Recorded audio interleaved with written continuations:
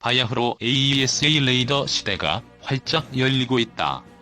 능동전자주사 위상 배열로 번역되는 AESA는 새로운 개념의 레이더다. 지금까지 전투기에 탑재된 레이더는 둥그런 반사판을 빙빙 돌리면서 레이더파를 쏘고 그것이 반사돼 돌아오는 것을 포착해 물체를 추적했는데 이를 기계식 레이더라고 한다. AESA는 이와는 전혀 다르게 작동한다. 잠자리는 2만여 개의 혼눈이 모인 겹눈을 갖고 있는데 AESA가 바로 겹눈 체제의 레이더다. AESA 레이더의 원판 위에는 손가락 크기 정도의 모듈이 1000개 남짓 박혀있으며 이 모듈이 잠자리의 혼눈처럼 각각의 목표물을 추적한다. 따라서 AESA는 기계식보다 훨씬 더 많은 목표물을 추적한다. 아주 빠르게 움직이는 목표물에 집중할 때는 여러 개 모듈을 동원해 좀 더 정교한 추적을 한다. 이런 이유로 서구에서 개발된 첨단 전투기들은 하나같이 AESA 레이더를 탑재하고 있다. 미 해군의 주력기로 개발된 FA-18이 F-슈퍼호넷에 탑재된 APG-79를 시작으로 세계 최강의 5세대 스텔스 전투기 F-22에 실린 APG-77, F-35에 장착된 APG-81이 미국에서 개발된 AESA 레이더들이다. 유럽 4개국이 공동 개발한 유럽파이터 타이푼에는 이제 시제품이 나온 캡터라는 이름의 AESA 레이더가 들어간다. 이들 4개 가운데 가장 우수한 것이 바로 F-22에 실린 APG-77이다. 잠자리 혼눈처럼 목표물 추적. 나머지 전투기는 대부분 기계식 레이더를 탑재하고 있다. 한국 공군이 보유한 최강의 전투기 F-15K에 실린 APG-63 레이더와 KF-16에 탑재된 APG-68 레이더는 기계식이다.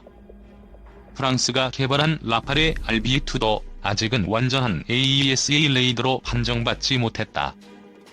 한국은 언제쯤 AESA 레이더를 탑재한 전투기를 보유할 것인가? 이 문제에 대해 공군과 방위사업청이 뜻밖의 도박을 펼쳤다.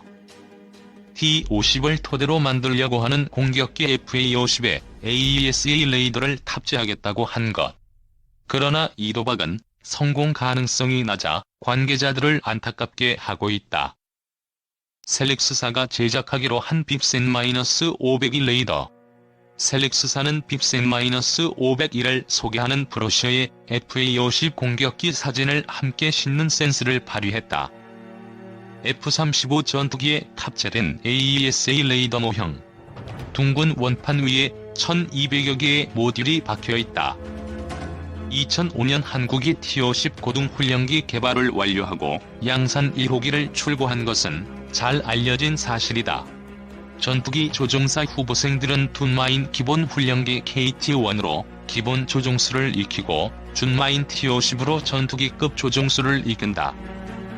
그리고 공중전 기술을 배우는데 이때 사용하는 준마가 T-50에 기총과 레이더를 탑재한 전술 입문기 TA-50이다. T-50은 전투기급 조종술만 익히는 것이라 레이더가 없지만 TA-50은 전투술을 익히는 것이라 소형 기계식 레이더인 APG-67이 탑재돼 있다. 이 훈련을 마친 뒤 후보생들은 실력에 따라 F-15K, KF-16, F-4, F-5 전투기와 A-37 공격기의 정식 조종사로 임명된다. 한국 공군이 보유한 5종류의 전투 공격기 가운데 저급으로 분류되는 A-37과 F-5는 30년인 작전 수명을 넘겨 차례로 비행중지 명령을 받고 있다. 공군은 하루빨리 이 전투기가 하던 일을 수행할 후속 기종을 결정해야 하는 처지다. TA-50은 최근 개발한 것이라 A-37은 물론 F-5보다 비행 능력이 뛰어나다. 이 점에 착안한 공군과 방사청은 TA-50을 외부 연료 탱크와 미사일, 투하 폭탄을 탑재할 수 있게 개조해 공격기 FA-50을 개발하기로 했다.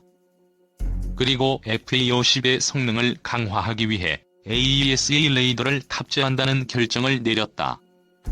선진국들은 대형 전투기에 들어가는 AESA 레이더부터 개발해왔으므로 FA-50에 실을 만큼 작은 AESA 레이더는 아직 나오지 않았다. 이런 가운데 영국과 이탈리아의 합작회사 셀렉스가 유러파이터 타이푼에 들어간 캡터 레이더를 축소한 소형 AESA 레이더인 빅센-500이 개발을 선언했다. 이에 공군과 방사청은 빅센-500이라면 FA-50에 탑재할 수 있을 것이라 판단했다. 한 달 남짓 시간 기적 이루나. 그러나 이 꿈을 실현하려면 몇 개의 아주 높은 산을 넘어야 한다. 주지하다시피 T-50은 미국 기술을 토대로 만들어졌다. 개발 초기 한미 양국은 T-50의 성능은 KF-16과 같거나 그 이하로 한다는 약속을 했다. 소형이지만 빅센-502의 성능은 KF-16에 탑재한 기계식 APG-68 레이더를 근소하게 앞설 가능성이 있다. 두 나라는 T-50 계열에는 양국이 갖지 못한 기술에 한해서만 제3국 기술을 도입한다는 약속도 했다. 미국은 TA-50에 미국제 기계식 레이더인 APG-67을 실었으니 FA-50에도 이 레이더를 쓰라고 주장한다. 반면 한국은 FA-50에는 소형 AESA 레이더를 실어야 하는데 미국엔 이러한 레이더가 없으니 셀렉스사 레이더를 싣겠다며 맞서고 있다. 세 번째는 미국 정부의 승인 여부다. T-50 개발 계약 시 양국은 한국이 미국산 부품을 넣은 T-50을 제작해 제3국에 판매하려면 한국은 사전에 미국 정부의 승인을 받는다는 약속을 했다.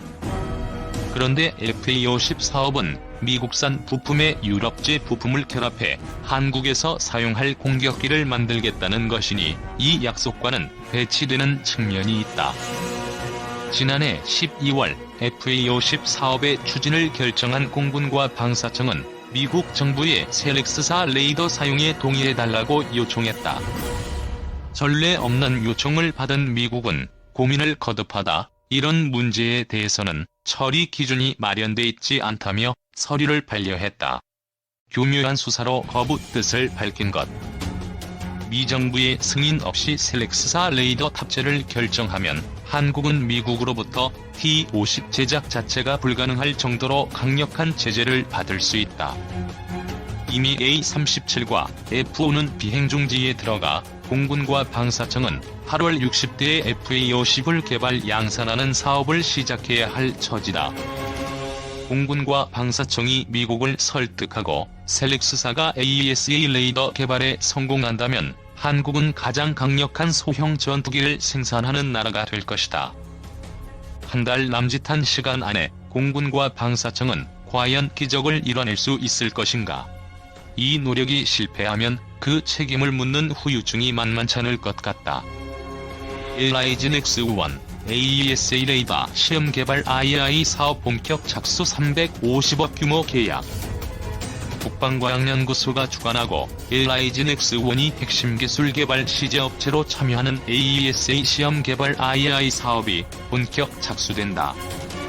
10일 대전 국방과학연구소에서 방위사업청, 국방과학연구소 제3기술본부, LIG Nex1, 카이스트 등 관계자 60여 명이 참석한 가운데 전투기 탑재 다중 모드 사격 통제 레이더 기술 착수 회의가 열렸다.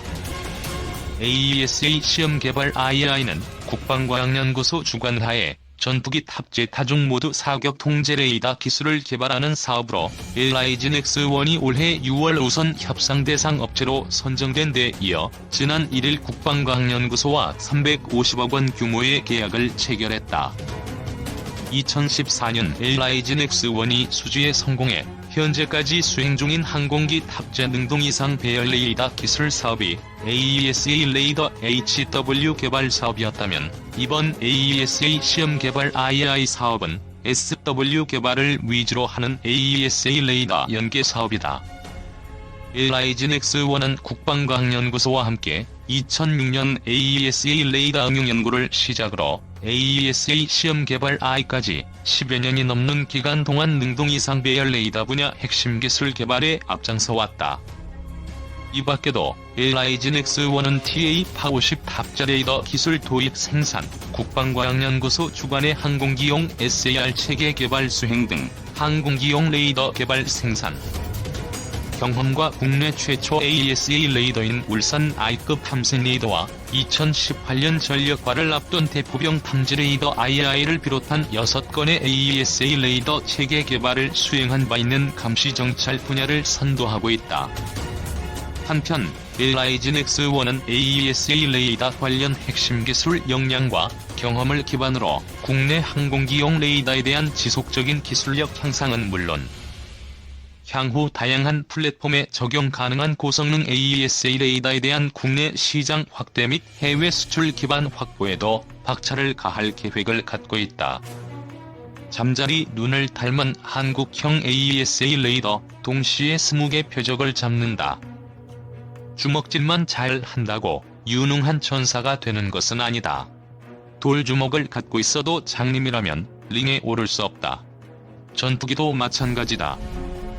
기총과 미사일, 폭탄을 주렁주렁 탑재하고 있어도 앞을 보지 못한다면 그 전투기는 그저 그런 무장을 단 적기에 밥이 되고 만다.